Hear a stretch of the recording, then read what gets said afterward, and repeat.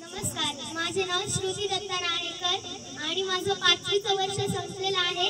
मी शिष्यवृत्तीचा निकाल लागलाय मला माहित नाही, पण आता सांगितलं तर मी शिष्यवृत्ती धारक झाले। मला खूप आनंद झाला।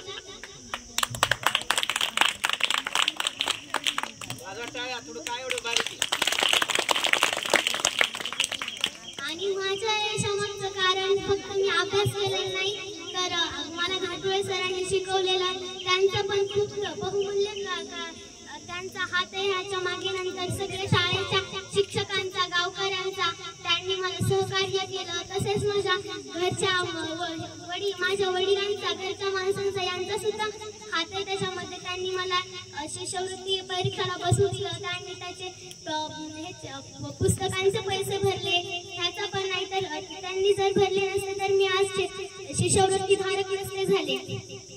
आणि मला खूप आनंद आहे की मी माझ्या शाळेचा आणि गावाचं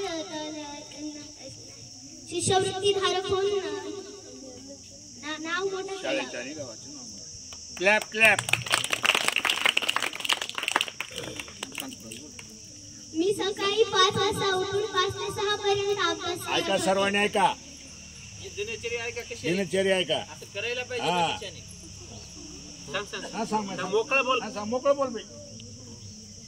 6 वाजून 8 वाजता आमचा क्लास असायचे, तर 6 ते 8 पर्यंत सगळं आवरून घ्यायचं होतं। तर मी सगळं माझं दैनंदिन कामे उरकून सुद्धा देवाला पाणी घालायला जायचे, महादेवाला, आणि ज्ञानेश्वरी वाचन शाळेमध्ये यायचे। शाळेमध्ये पण मी खूप मन लावून अभ्यास करायचे। तुम्ही पण तसाच मन लावून अभ्यास करा। घरी पण थोडंसं खेळणं पण महत्वाचं आहे, पण अभ्यास पण करा। आणि आपलं जे तुमचं ध्येय त्याच्याकडे वाटचाल करण्यासाठी तुमच्या सगळ्यांना शुभेच्छा। आणि जे आता 5वीला जाणार आहेत त्यांना खूप खूप शुभेच्छा की तुम्ही पण छान अभ्यास करा आणि शिष्यवृत्ती धारक व्हा। मी नवोदयाला पात्र नाही होऊ शकले, पण तुम्ही चांगला माझा अभ्यास करा आणि नवोदयाला पात्र व्हा। धन्यवाद। Clap clap.